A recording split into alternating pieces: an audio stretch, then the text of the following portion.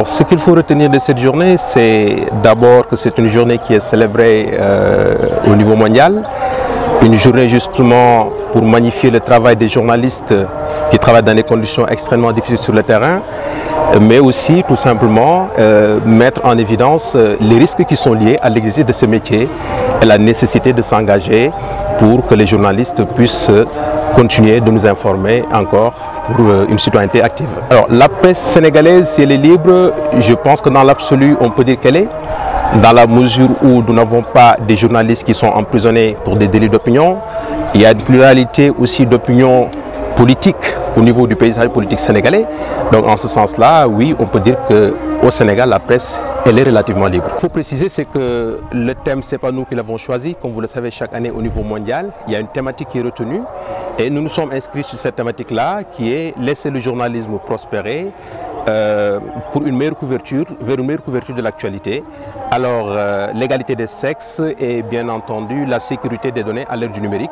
Comme vous pouvez le constater, ce sont des questions qui sont des questions d'enjeux, ce sont des questions de société, mais surtout des questions qui sont des questions d'actualité.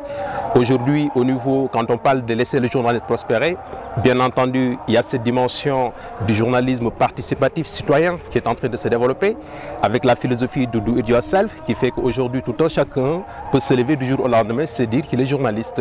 Aujourd'hui, s'intéresser de plus près, justement, mettre la focale sur ce phénomène-là, savoir est-ce qu'il contribue justement à ce développement du journalisme ou pas, je pense que c'est quelque chose qui est intéressant et qui mérite qu'on s'y intéresse.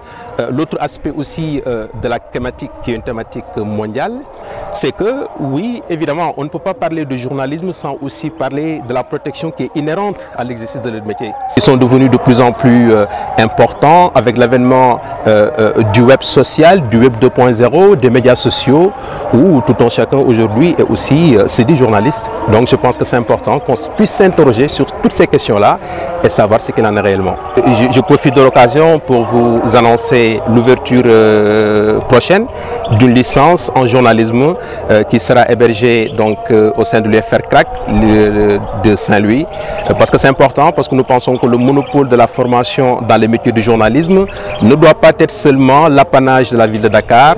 Aujourd'hui, dans la région du Nord, il y a beaucoup de correspondants, beaucoup de gens qui sont intéressés par le journalisme et qui pourraient aussi être formés et bien formés ici à Saint-Louis. Et c'est pour ça que nous avons jugé nécessaire et utile de mettre en place, de lancer à partir de l'année 2015-2016 une licence en journalisme ici même à l'Université Gaston Berger de Saint-Louis.